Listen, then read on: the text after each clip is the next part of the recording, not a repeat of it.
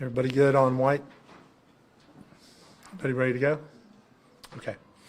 All right, good morning, and thank you for being here today to covering this story related to Pulse. I think all of you know that the city purchased the Pulse site, and our primary goal is to create a permanent memorial, a proper memorial for the 49 Angels on that site. So key to ensuring this process for us is to make sure that it's done in a transparent way. We want to engage the family members, the victims, the survivors, the first responders, and everybody that has a stake in this issue. Critical goal to ensure that it honors the victims and those that were impacted by the tragedy and pays tribute to the resiliency that the city and its residents presented after the Pulse tragedy. And that's why you guys are here today. Thank you for doing that. Part of the way that we can continue to educate and inform the public, and especially the families of the victims, is through the press, as well as some of the other efforts that I'll talk about that we're going to be making. So it is important that we do communicate with the victims' families and survivors. We are working on a process to directly engage and communicate with victims' families and survivors and first responders. So that is the first critical step that we're doing beyond the purchase. We have a dedicated web page now. It's cityoforlando.gov/Pulse Memorial. The One Pulse Foundation sent out an email on behalf of the City of Orlando to their database.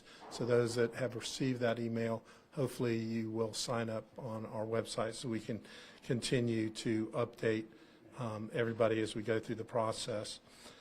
Another part of what we have done in the last month and a half or so since we've acquired the property is to try to get a specific understanding of the last 7 years of the history of the effort that went on, specifically through the One Pulse Foundation. We've had a couple meetings with them. One thing that they did do, the board agreed to share all the memorial design work that has been done with the city. We also, I don't think when we purchased the site and then realized that they would be winding down the foundation, needed to understand what other activities they were involved in other than trying to develop the memorial and the museum site. So two of those are the actual process, or the annual remembrance ceremony that happens on June the 16th every year. So the city will be conducting that, taking that over. The other one that we will be taking over from One Pulse is the annual community rainbow run that has been done in partnership with the UCF DeVos Sports Management Program. So there's a lot of details involved in both of those, as you might suspect, when we transfer over that, but we're already working on both of those. That's something that usually the way we do things in the city, we have started work on those probably 2 or 3 months ago. So the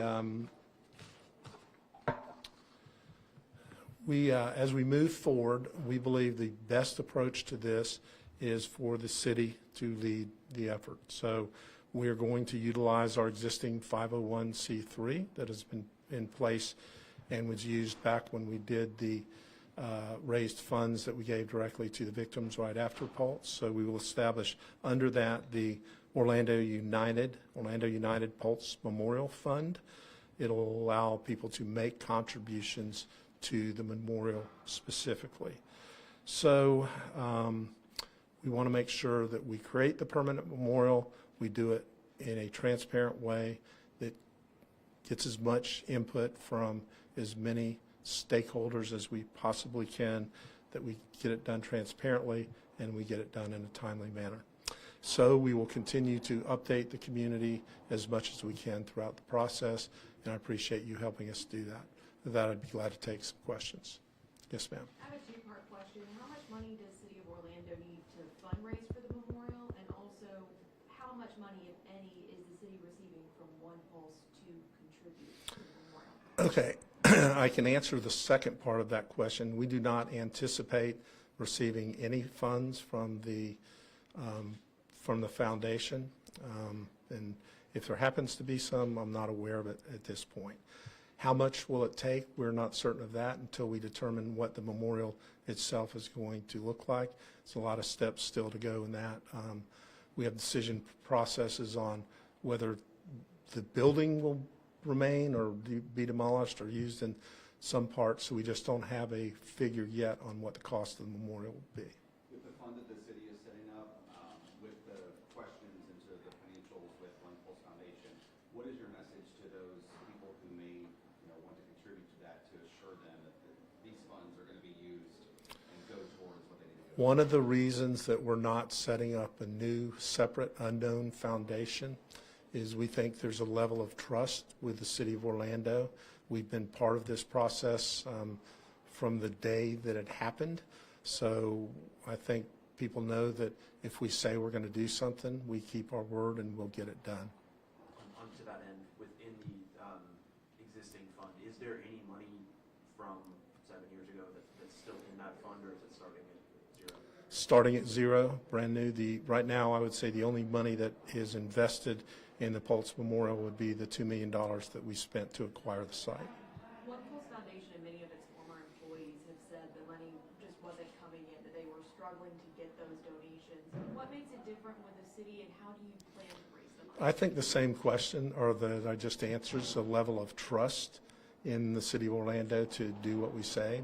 Most of the things that we have said that we were going to take on and do, we have done.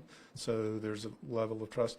And then the transparency and the accountability that's going to be part of the process. Mayor, in your discussions with the One Pulse Foundation, have they provided any lessons learned or beware of these pitfalls that you can learn from as a city to not repeat some of the things they may have done? I don't know if it's a lesson learned, but I think that perhaps they lost focus on the primary mission of creating the memorial and had a lot of focus on creating the museum.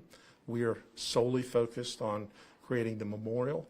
I don't know that sometime in the future there might be a museum, but that is not on our radar. So we are singularly focused on making sure that the memorial is completed, and it is completed on the Pulse nightclub site. Mayor, going Mayor, into can you tell us, was Greg? it, in hindsight, it's always 2020, was it a mistake that the city did not take this over from the beginning? So that You know, had to get to this stage? it turned out that that wasn't an option, because from the very beginning, when we were a little bit concerned about whether the property might be sold for some other use, we offered to purchase the property, and we actually had negotiated a contract to do that 7 years ago. And at that point, the owners decided that they would take on the process of creating a memorial and created the foundation. And the foundation was stocked with really good people that I had a lot of confidence in, and it just didn't work out. Take one more question. Mayor, going into 24, what are you guys looking at for next steps and how that public input process will look like? So we're engaging with a number of different entities that have engaged with other communities during processes of that sort. So we want to finalize a process that everybody is comfortable with. So that's the primary focus right now. Can you tell us, Mayor, specifically in the engagement with victims and survivors, what since the purchase of the property, has there been a conversation with any of those people? And going forward, can you explain the process for engaging them in any design that happens? So the first part is to identify and make sure we have the ability to contact as many of the individuals, either family members or victims or other folks that have an interest. So building that database, and then we are going to seek a number of different methods to contact and engage them.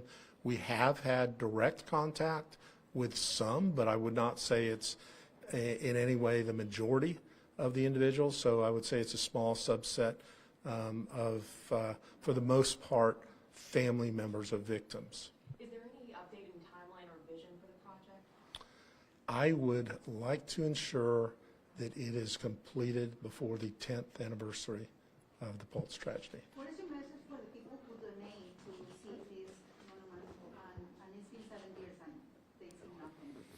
So that's in the past. We're just looking forward.